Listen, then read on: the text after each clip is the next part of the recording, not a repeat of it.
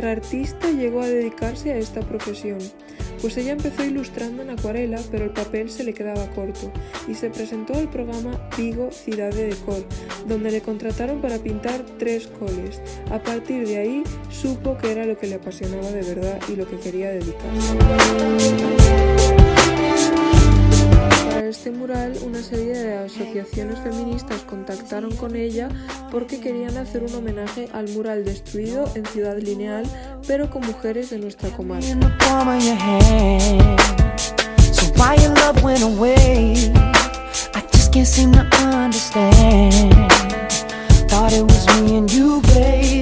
Urania Mella, política gallega y precursora del asociacionismo femenino. Rosario Hernández La Calesa, torturada y asesinada por el franquismo. Olimpia Valencia, fue la primera médica gallega. Aceres Castellanos, maestra, enfermera, periodista y guerrillera. Carmen González Apicona, fue una curandera defensora del derecho al aborto. Paladina, una mujer trans obligada a vivir al margen de la sociedad.